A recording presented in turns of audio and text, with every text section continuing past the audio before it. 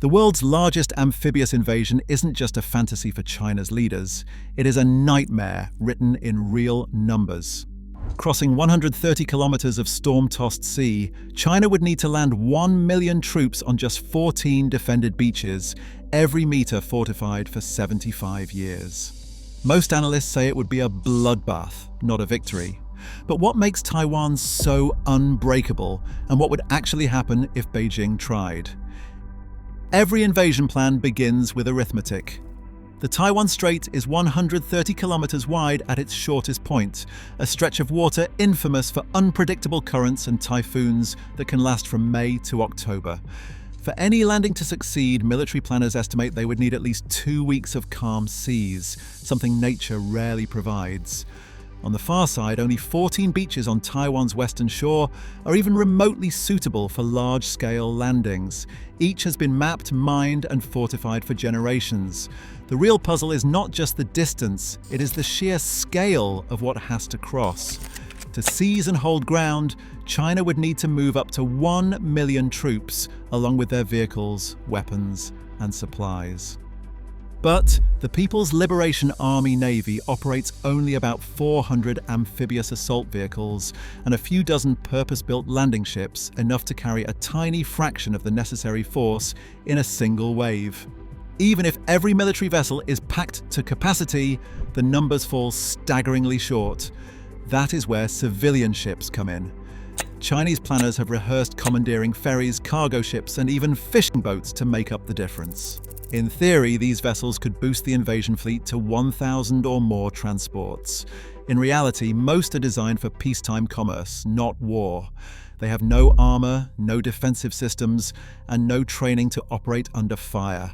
Each ferry or container ship pressed into service would carry hundreds, sometimes over 1,000 soldiers, packed tightly in open decks and cargo holds.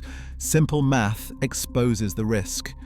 To deliver 1 million troops, China would need to send at least 1,000 large ships across the strait, more if vehicles and heavy equipment are included. That means hundreds of slow-moving targets exposed on open water for hours, maybe days, as they shuttle back and forth. Every voyage increases the odds of disaster.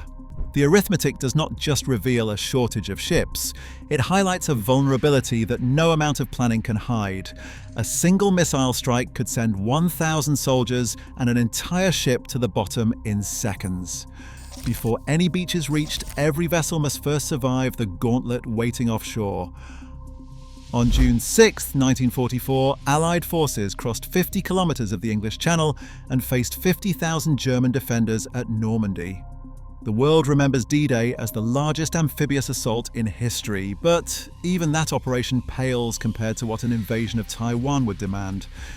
Here, the crossing is nearly 3 times as wide, 130 kilometers of unpredictable water. The beaches are fewer, narrower, and every meter has been studied and prepared for decades. On the sand, the defenders outnumber Normandy's by more than 30 to 1, 170,000 active duty troops and over 1.5 million trained reserves, all waiting for the moment the first enemy ships appear on the horizon. But the true difference lies in what greets those ships before they ever touch land.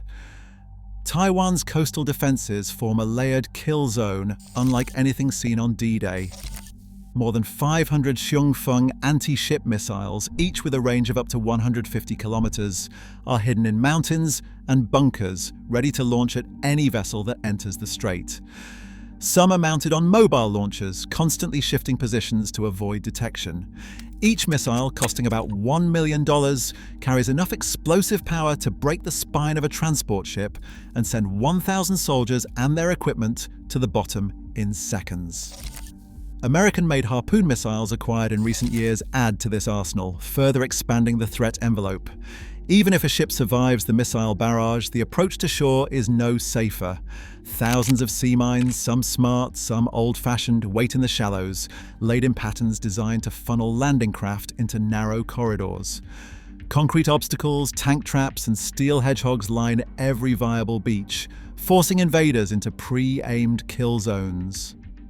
For over 75 years, Taiwanese artillery crews have practiced firing at these exact coordinates. Their guns zeroed in, their positions connected by a network of tunnels running through the coastal mountains.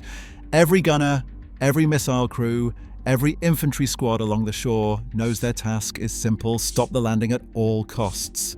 In this environment, the odds of a successful beachhead collapse quickly. Each wave of transports faces not just the open sea, but a gauntlet engineered to turn ships into wreckage and beaches into graveyards. The scale of destruction would dwarf anything seen in the 20th century. No matter how many vessels cross the strait, every meter gained comes at a staggering price. Taiwan's airspace is anything but defended. Over 400 fighter jets, F-16V jets, Mirages, and indigenous defense fighters are scattered across 6 main air bases and dozens of highway strips, each ready to scramble at a moment's notice. Many of these jets are sheltered deep inside mountain hangars carved into solid rock to survive the first wave of missile strikes. Even if runways are cratered, pilots can launch from stretches of highway, keeping Taiwan's air force in the fight long after an initial attack. Air defense batteries form a second shield. Patriot and Skybow missiles networked across the island stand ready to intercept incoming bombers and cruise missiles.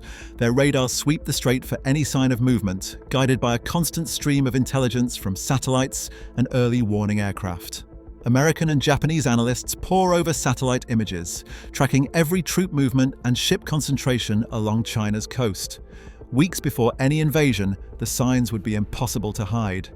Armored columns massing at Fujian ports, civilian ferries repainted in military grey, pontoons and fuel depots springing up overnight. Taiwan's defense ministry would sound the alarm, mobilizing reserves and dispersing aircraft and missile launchers before the first shot is fired.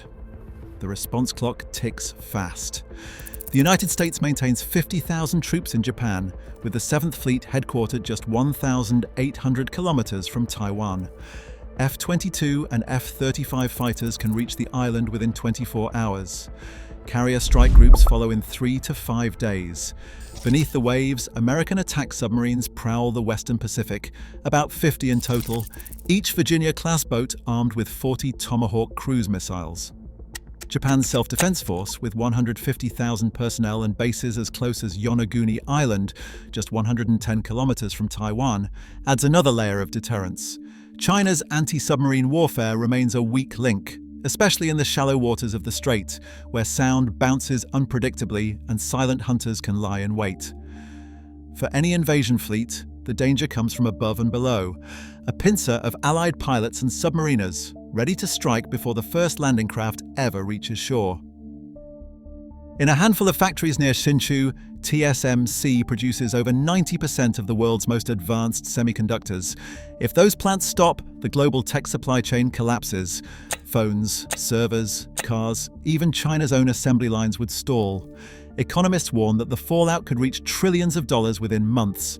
For Beijing, the cost of invasion is not just military, it is the risk of destroying its own industrial core. Some Chinese strategists weigh a blockade instead.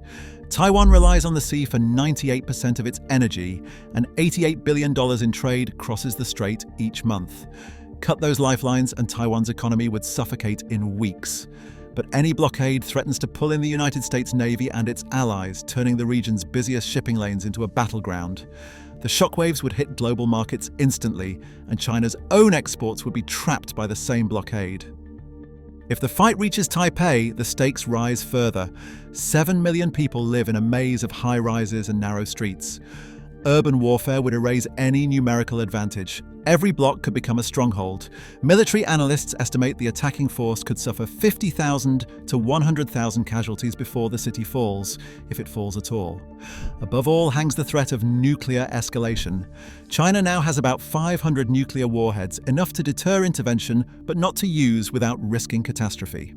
Any nuclear exchange would destroy the very objective Beijing seeks and invite retaliation from the United States and its allies. Years of Pentagon and the Center for Strategic and International Studies war games point to the same outcome.